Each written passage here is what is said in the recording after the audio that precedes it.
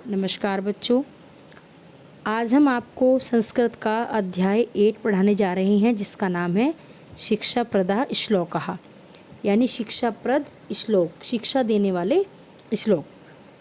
तो स्टार्ट करते हैं। सबसे पहला श्लोक है पुस्तक स्था तू या विद्या परहस्तगतम धनम कार्यकाले समुत्पन्ने नैसा विद्या न तद धनम। क्या कहा गया है कि जो विद्या पुस्तक स्था पुस्तक में स्थित है, पर हस्तगतम धनम, और जो धन पर माने दूसरों के, हस्त माने हाथ में, गतम माने गया हुआ है, कार्यकाले समुत्पन्ने, कार्यकाले यानी समय पड़ने पर, नैसा विद्या न तद धनम, न तो वह विद्या काम आती है और न ही वह धन काम आता है। अर्थात जो अक्षर ज्ञान हमारी पुस्तकों में छिपा हुआ है और जो धन दूसरे के हाथ में गया हुआ है वह समय पड़ने पर कभी काम नहीं आती, क्योंकि पुस्तक में तो इतना ज्ञान लिखा हुआ है, इतना अक्षर ज्ञान, इतना शब्द ज्ञान है कि उसे पढ़ने से ही हमें उस ज्ञान की प्राप्ति होगी। केवल पुस्तक में स्थित रहने से हमें उसके बारे में कोई जानकारी प्राप्त नहीं होगी। तो ठीक उसी प्रकार धन भी वही काम आता है जो हमारे पास होता है, न कि जो धन हमने दूसरों को दिया हुआ है वह बुरे समय में हमारे कभी काम नहीं आता। तो जो विद्या पुस्तक में स्थित है और जो धन दूसरे के हाथ में गया हुआ है वह विपत्ति के समय कभी काम नहीं आता, समय पड़ने पर कभी भी काम नहीं आता। नेक्स्ट, हस्तस्य भूषणम दानम सत्य कंठस्य भूषणम श्रोतस्य भूषणम शास्त्रम भूषणम किम प्रयोजनम। बहुत सुंदर श्लोक है। देखिए क्या कहा गया है। हस्तस्य, हाथ का, आभूषण माने गहना, दानम माने दान होता है, हाथ का गहना या आभूषण दान होता है। सत्य कंठस्य भूषणम, जो सत्य है वो गले का आभूषण होता है।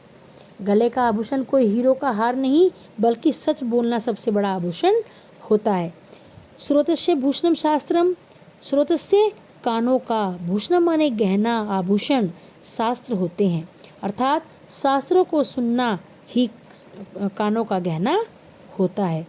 भूषण किम प्रयोजनम, दूसरे आभूषणों से, प्रयोजनम माने उद्देश्य, क्या, किम माने क्या, दूसरे आभूषणों से क्या उद्देश्य, अर्थात हाथ का आभूषण दान होता है, सत्य गले का आभूषण होता है, कानों का आभूषण शास्त्र होते हैं, बाकी आभूषणों का क्या उद्देश्य।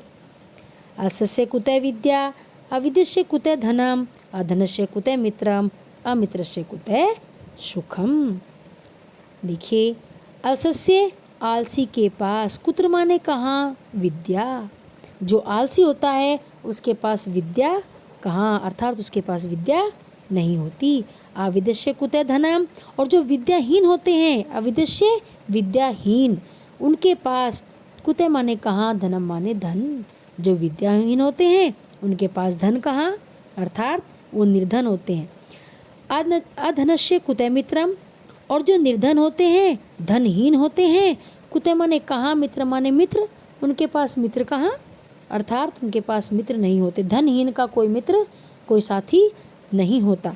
अमित्रस्य कुतः सुखम, और जिसका मित्र नहीं होता, जो मित्रहीन होता है, उसके पास सुख कहाँ, अर्थात जिसके पास कोई मित्र ही नहीं है, अपनी बात कहने के लिए कोई दोस्ती नहीं है, तो उसे एक सुख कहाँ।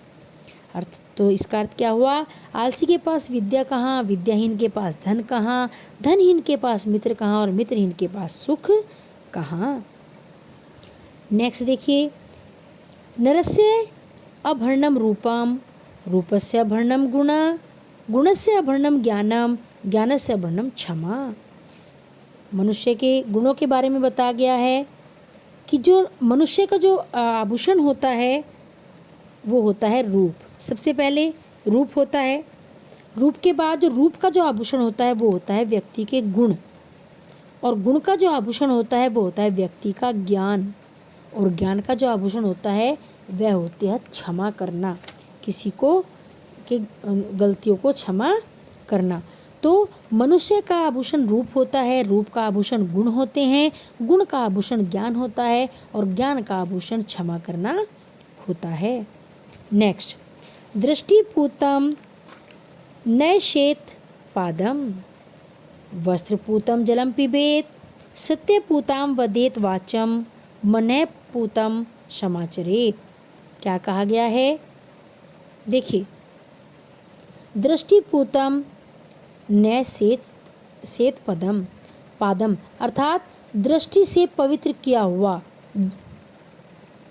नैसेत माने रखना चाहिए, पादम माने पैर, अर्थात दृष्टि से अच्छी प्रकार देखकर रास्ते पर पैर रखना चाहिए। वस्त्रपूतम जलम पिबेत, वस्त्र से पवित्र करके अर्थात कपड़े से छानकर जल पीना चाहिए।